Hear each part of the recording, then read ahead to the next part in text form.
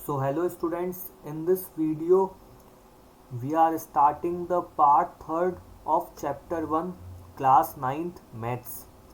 So today's topic is how to find rational numbers between given two rational number.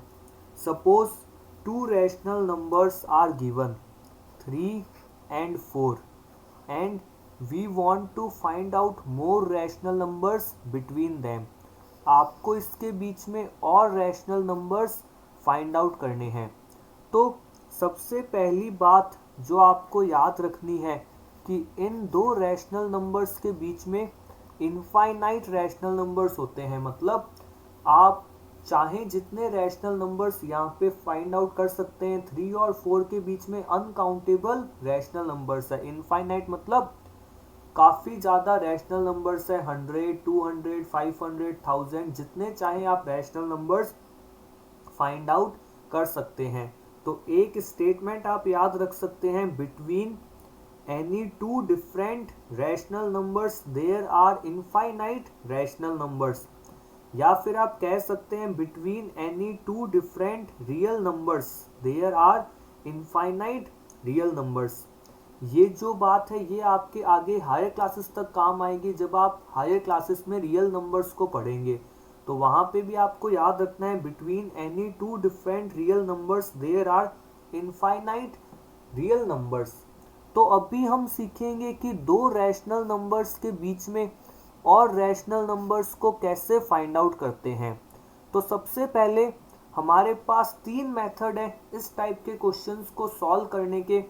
हालांकि जो आपके NCERT के questions हैं उसको आप सिंपली एक मेथड से भी कर सकते हैं, पर हम यहाँ पे तीनों मेथड सीख रहे हैं ताकि बाद में जब आप एक्स्ट्रा क्वेश्चंस करें तो आपको प्रॉब्लम ना हो।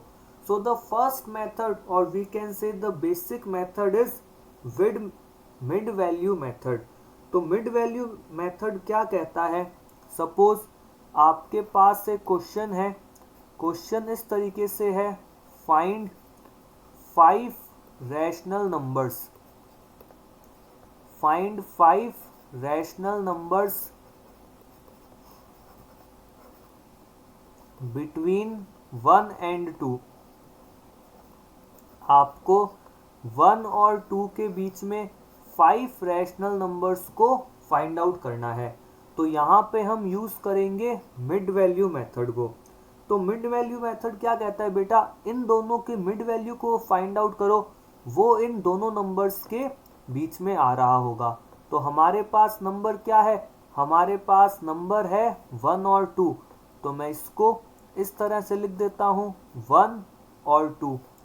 इसके बीच में मुझे कैलकुलेट करने हैं 5 नंबर्स, 5 रैशनल नंबर्स। तो सबसे पहले मैं फर्स्ट नंबर से स्टार्ट करता हूँ। फर्स्ट नंबर क्या होगा, मिड वैल्यू मेथड कहता है जिन दो नंबर्स के बीच में आपको नंबर फाइंड करना है उन दोनों को प्लस करो और 2 से डिवाइड कर दो। तो 1 + 2 क्या होता है 3। तो एक नंबर जो 1 और 2 के बीच में होगा वो नंबर क्या आ गया आपके पास, वो नंबर आ गया हमारे पास 3/2। तो यहाँ पे मैंने बीच में लिख दिया 3/2। ओके, 3/2 कहाँ पे आ रहा है, 1 और 2 के बीच में आ रहा है। अब ये तो एक नंबर फाइंड आउट किया है। अगला नंबर कैसे फाइंड आउट करें, जब आप नेक्स्ट नंबर फाइंड आउट करोगे तो आप 1 और 3/2 को यूज़ कर लो। तो हमने मिड वैल्यू मेथड में क्या सीखा, अगर मान लो दो रैशनल नंबर्स हैं r और s, मुझे r और s के बीच में एक नंबर फाइंड करना है। तो बाय मिड वैल्यू मेथड में क्या करूँगा, r + s/2। r + s/2 किसके बीच में आएगा, r और s के बीच में। तो ये बात आप याद रख सकते हैं। अब मुझे सेकंड नंबर फाइंड आउट करना है तो उसके लिए मैं यूज़ कर रहा हूँ 1 और 3/2 को।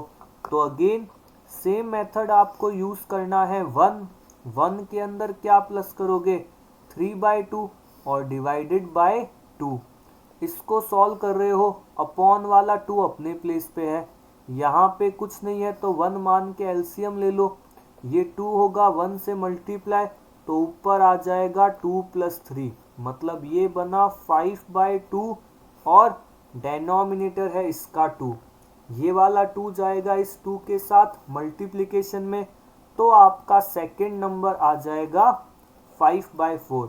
तो हमने एक और नंबर कैलकुलेट करा 1 और 3/2 के बीच में। अगर ये नंबर 1 और 3/2 के बीच में है, हम इसको यहाँ पे लिख देते हैं 5/4। तो ये ऑब्वियस है, ये बात ऑब्वियस है कि ये 1 और 2 के बीच में भी होगा। एक और नंबर फाइंड आउट करना है, तो इस बार आप किसको यूज़ कर सकते हैं? इस बार हम यूज़ कर लेंगे 3/2 और 2 को।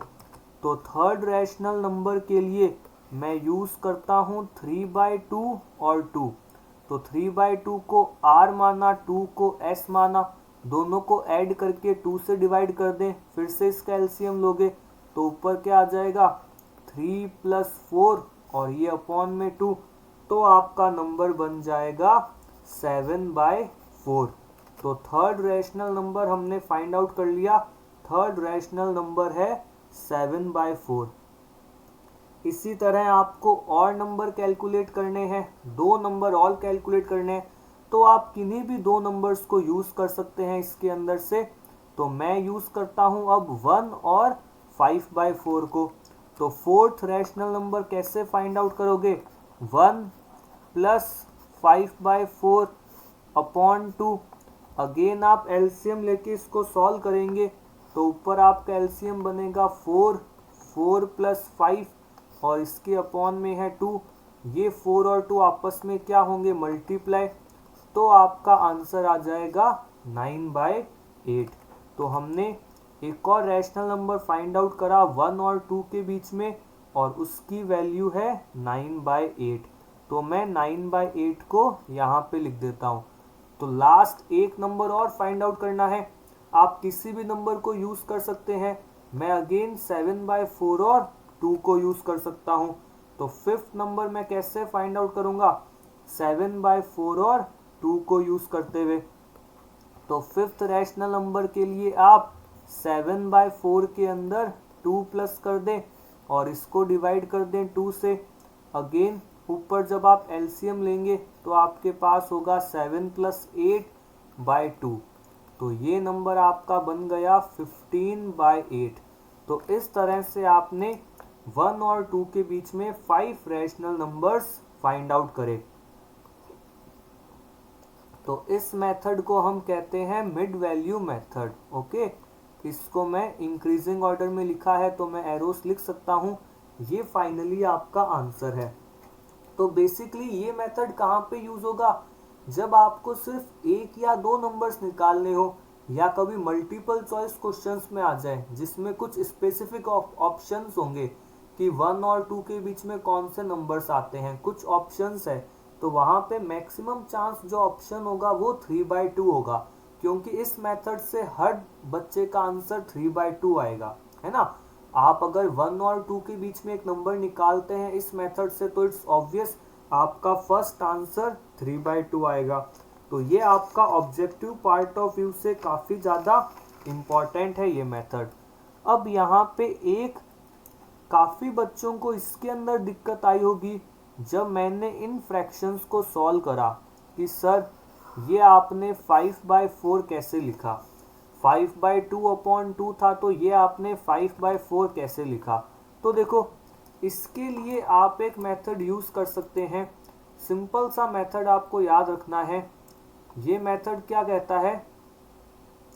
जब भी आपको फ्रैक्शंस को सॉल्व करना हो ना, सपोज मैं आपको 3 लॉस बता देता हूँ। एक फ्रैक्शन है a/b, उसके अपॉन में है c, तो इसका आंसर पता है क्या होगा? a/bc। मतलब ये b और c की आपस में मल्टीप्लाई होगी। इसकी जगह अगर ऐसा हो, a के अपॉन में फ्रैक्शन है b/c, तो इस बार ये c कहाँ जाएगा? a के साथ मल्टीप्लाई में ac/b। और थर्ड, ऊपर और नीचे दोनों फ्रैक्शन हो, मतलब a/b/c/d, तो यहाँ पे क्या होता है? c/d का रेसिप्रोकल ऊपर मल्टीप्लाई। तो आप याद रख सकते हैं आंसर आएगा a/d/b/c। नेक्स्ट मेथड पे चलते हैं जो आपके एनसीईआरटी में सबसे ज़्यादा यूज होता है, व्हेन डेनोमिनेटर इज सेम, मतलब दोनों फ्रैक्शंस दे रखे हो और डेनोमिनेटर सेम हो। तो अगेन एक क्वेश्चन लेते हैं। सपोज एक क्वेश्चन है फाइंड 5 रैशनल नंबर्स। तो फिर से हमें 5 रैशनल नंबर्स फाइंड आउट करने हैं। दो फ्रैक्शंस मैं आपको देता हूं विद सेम डेनोमिनेटर्स।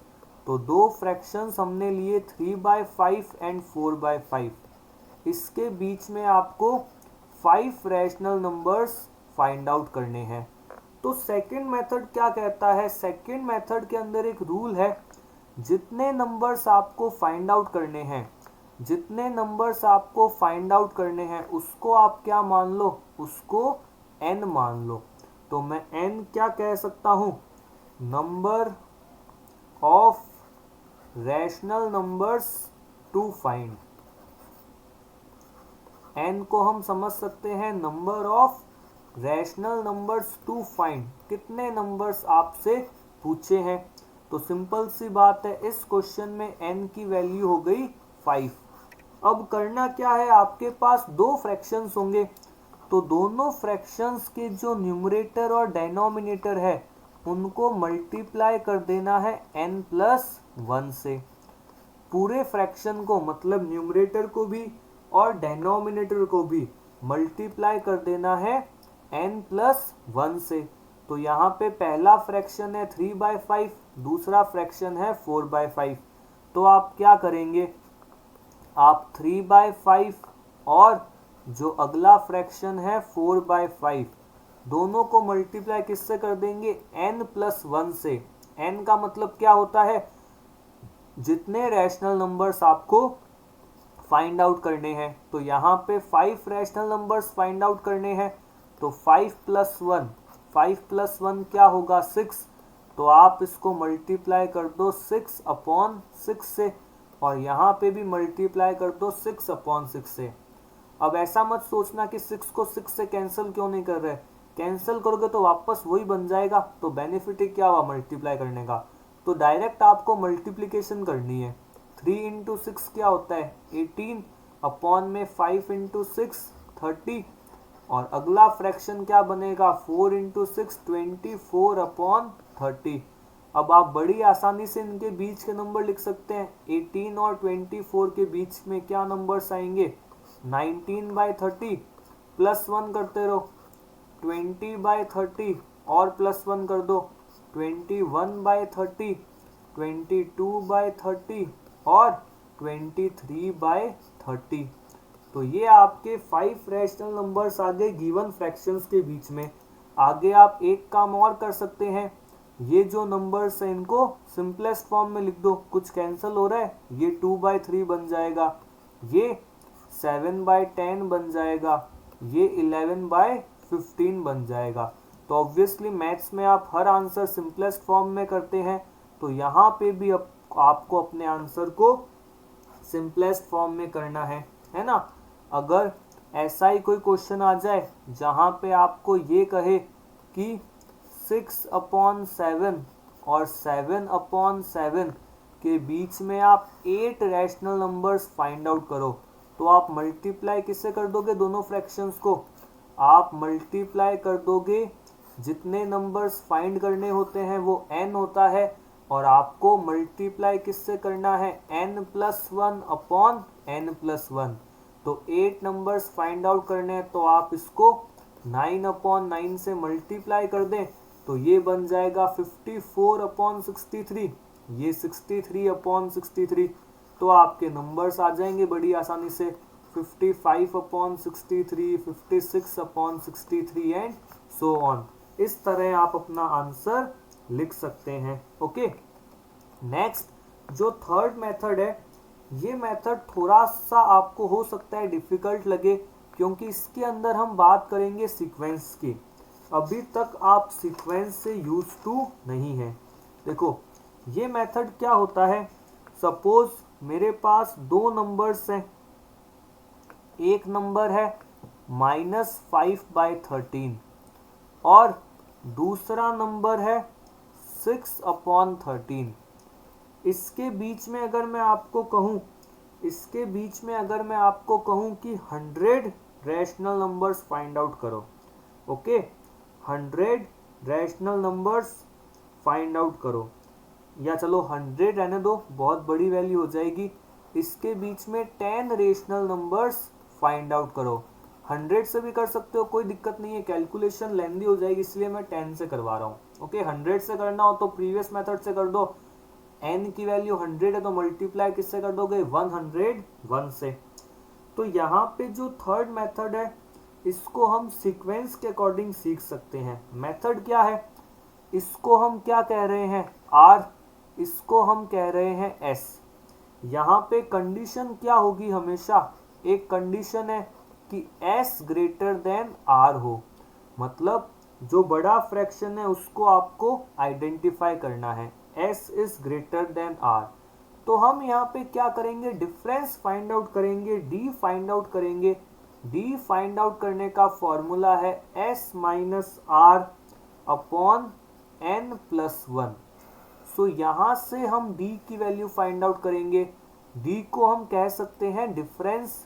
ओके, ज़्यादा डिटेल में आपको जब आप सीक्वेंस पढ़ेंगे तो आपको ये चीज़ें और ज़्यादा समझ में आएंगी। तो d को अभी आप याद रख सकते हो s minus r upon n plus 1। तो इस क्वेश्चन में d क्या होगा, मैंने कहा s is greater than r, तो इन दोनों में से बड़ा फ्रैक्शन कौन सा है, ऑब्वियसली 6 अपॉन 13। तो 6 अपॉन 13 माइनस r की वैल्यू क्या होगी, माइनस 5 अपॉन 13, एक माइनस फॉर्मूले का और r खुद ही नेगेटिव था, अपॉन में n प्लस 1, n है 10 तो 10 प्लस 1, ऊपर क्या आ जाएगा 6 upon 13 plus minus minus plus हो गया 5 अपॉन 13 डिवाइडेड बाय 11। ऊपर जब आप एलसीएम लोगे तो क्या बनेगा, डिनोमिनेटर सेम है तो सिंपली 5 और 6 को ऐड कर देंगे तो ये क्या बन जाएगा, ये बन जाएगा 11 अपॉन 13 और पूरे के डिवाइड में है 11। तो इसको मैं नेक्स्ट स्लाइड पे लिख देता हूँ, ये आ जाएगा 11 अपॉन 13 डिवाइडेड बाय 11। आपने अभी सीखा था ये 13 कहाँ जाएगा, 13 जाएगा 11 के साथ, तो ये आ जाएगा 11 अपॉन 13 इंटू 11 से 11 को आप कैंसिल कर देंगे तो आपका डिफरेंस क्या आ गया, 1 अपॉन 13। आपका डिफरेंस आ गया 1 अपॉन 13। अब पता है जो आपके नंबर्स होंगे वो क्या होंगे, आप लगातार 1 अपॉन 13 को ऐड करते चलें, आप हर नंबर के साथ 1 अपॉन 13 जो आपका डिफरेंस आया है उसको आप ऐड करते रहें। कैसे ऐड करेंगे, पहला नंबर क्या है जो r था, माइनस 5 अपॉन 13, इसमें ऐड करो 1 अपॉन 13 तो पहला नंबर क्या आ गया, माइनस 4 अपॉन 13, ये फर्स्ट रैशनल नंबर है। इसके बाद आप अगला नंबर कैसे फाइंड आउट करोगे, माइनस 4 अपॉन 13 में फिर से ऐड कर दो 1 अपॉन 13 तो नंबर आ गया माइनस 3 अपॉन 13, ये है सेकेंड रैशनल नंबर। इसके बाद माइनस 3 अपॉन 13 में ऐड कर दो 1 अपॉन 13 तो ये आ गया माइनस 2 अपॉन 13। इसी तरह अगला नंबर निकालना है तो माइनस 2 अपॉन 13 में फिर से जो d की वैल्यू थी 1 अपॉन 13 ऐड कर दो माइनस 1 अपॉन 13, ये आ गया नेक्स्ट फोर्थ रैशनल नंबर। तो इसी तरह आप 1 अपॉन 13 को ऐड करके next to next rational numbers को फाइंड आउट कर सकते हैं। तो इस वीडियो में हमने सीखा 3 methods of finding rational numbers between given 2 rational number, and one thing, the most important thing to remember is there are infinite rational numbers between any two given rational number. So that's for all in this part. Thank you all.